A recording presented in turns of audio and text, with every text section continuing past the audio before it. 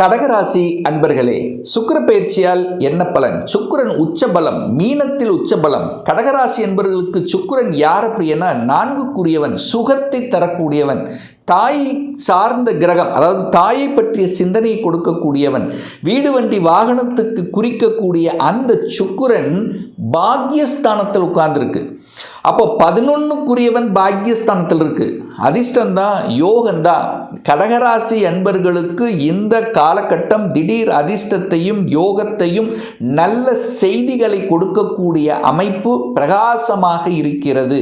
அதாவது துவண்டு கொண்டிருந்த, சோர்ந்து கொண்டு என்னடா செய்கிறது அப்படின்னு அதாவது ஒரு மாதிரி ஒரு டல்லாக ஏன்னா கடந்த 2 வருடங்களாகவே ஒரு மாதிரியான தன்மையில் இருந்த ஒரு மனசு ரீதியில், செயல்பாடுகளில், திட்டங்களில் சோர்வாகி என்ன செய்கிறதுன்னு தெரியாமல் இருந்து கொண்ட இந்த கடகராசி என்பர்கள் இந்த சுக்கிரனால் இந்த காலகட்டத்தில் ஒரு நல்ல ஒரு உத்வேகத்தை தரக்கூடிய அமைப்பு இருக்குது. மனசில் தெம்பு வேணுமில்ல, அந்த தெம்பை கொடுக்கும், சுறுசுறுப்பை தரும், எதையும் சாதிக்கலாம் என்கின்ற உத்வேகத்தை தரும்.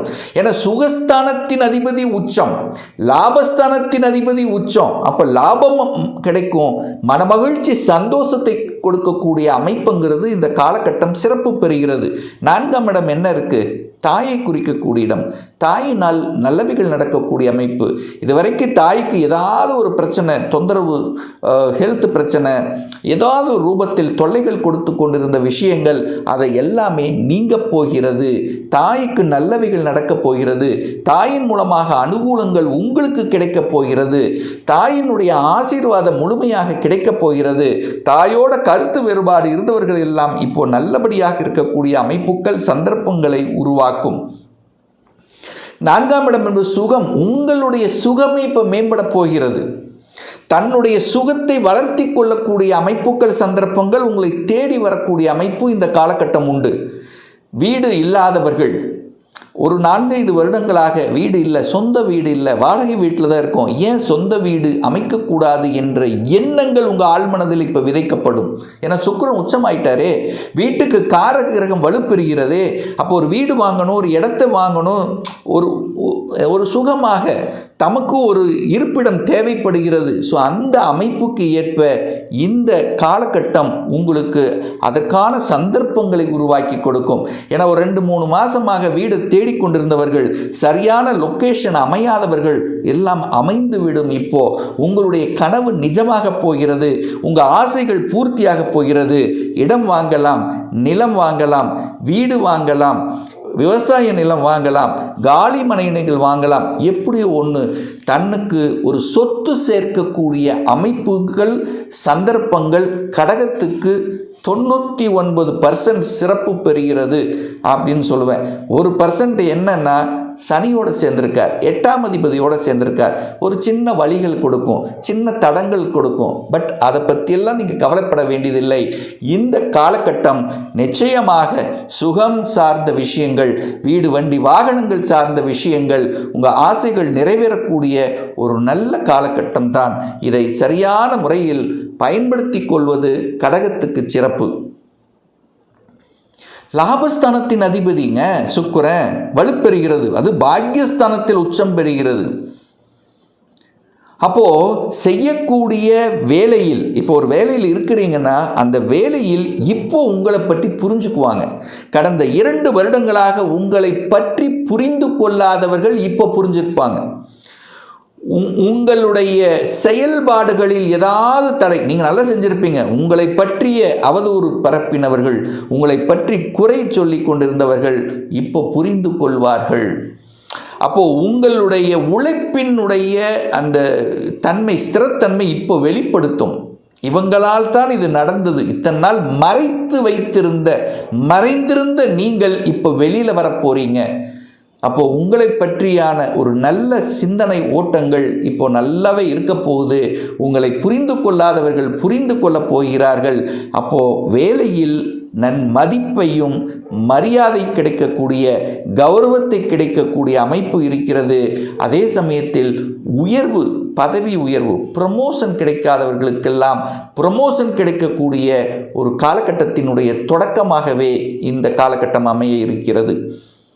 அப்போ மேலதிகாரிகள் உங்களை புரிஞ்சுக்க போகிறாங்கன்னு அர்த்தம். உங்களுக்கு கொடுக்க வேண்டிய மரியாதை கிடைக்கப் போகிறதுன்னு அர்த்தம். உங்களுக்கு கிடைக்க வேண்டிய அங்கீகாரம் கிடைக்கப் போகிறது அப்படின்னு நம்ம எடுத்துக்கலாம். அப்போ லாபங்கள் கிடைக்கும். தொழிலில் இருக்கிறவங்க இப்போ லாபத்தை எதிர்பார்க்கலாம். சுக்கிரனுங்கிறது கையிருப்பு பணக்காரகன் அல்லவா? அப்போ உங்கள் பாக்கெட்டில் எப்படியாவது இந்த காலகட்டம் பணம் இருக்கத்தான் செய்யும். இப்போ பணத்தால் எந்த பிரச்சனையும் ஏற்படுத்த போவது இல்லை. அப்போ மனமகிழ்ச்சி சந்தோஷத்தை கொடுக்கக்கூடிய சில செயல்பாடுகள் திருப்திகரமாக இருக்கும். அப்போது சுக்கிரன் அப்படிங்கிறது பொதுவான ஒரு களத்திர காரக கிரகம் தான் சுக்கிரன். அவர் உச்சமாக இருக்கார். யாரோட சேர்ந்திருக்கார்? 7ஆம் அதிபதியோட சேர்ந்திருக்கார். அப்போ திருமணம் ஆகாத கடகராசி என்பவர்கள் திருமணம் அமைவதற்கு உண்டான வரன்கள், அதாவது எத்தனையோ வரன்களை பார்த்துருப்பீங்க, ஏதோ ஒரு வகையில் தட்டி கொண்டே போயிருந்திருக்கும், ஏதாவது ஒரு குழப்பம் இருந்துருக்கும். இப்போ தெளிவு கிடைக்கும். 2 மாதத்துக்கு முன்னாடி பார்த்தவங்கெல்லாம் இப்போ திருப்பி அதை ரீகன்சிடரேஷன், திருப்பி வரக்கூடிய அமைப்புகள், பார்த்த 6 மாதம் முன்னாடி இப்போ மறுபடியும் ரிட்டர்ன் வரக்கூடிய அமைப்புகள், இப்படி வரன்கள் பொருந்தக்கூடிய வாய்ப்புகள், சந்தர்ப்பங்கள் கடகத்துக்கு நிச்சயமாக உண்டு. ஸோ 7ஆம் அதிபதி போய் எங்கே இருக்கார்? 9ஆம் இடத்துல பாக்கியஸ்தானத்தோட சேர்ந்திருக்கு. அது லாபாதிபதியோடு இணைகிறதுனால மனமகிழ்ச்சி சந்தோஷத்தை தரக்கூடிய செயல்பாடுகள், அதாவது சந்தோஷத்தை தரக்கூடிய விஷயங்கள் என்ன? குழந்தைகள், ஒன்று, குழந்தை பாக்கியம் இல்லாதவர்களுக்கு குழந்தை பாக்கியம் கிடைப்பது, திருமண பாக்கியம் இல்லாதவர்களுக்கு திருமணத்தை கொடுப்பது, ஒரு நல்ல வேலையில் செட்டில் ஆகலைன்னா ஒரு வேலையில் செட்டில் ஆகிறது. ஸோ இந்த மாதிரியான நல்ல விஷயங்களை கொடுக்கக்கூடிய ஒரு காலகட்டமாக இந்த கடகத்துக்கு அமையப்பெறுகிறது. இந்த சுக்கிர பகவான் பார்த்தீங்கன்னா குருவினுடைய நட்சத்திரத்தில் பிரயாணம் பண்ணுறார்.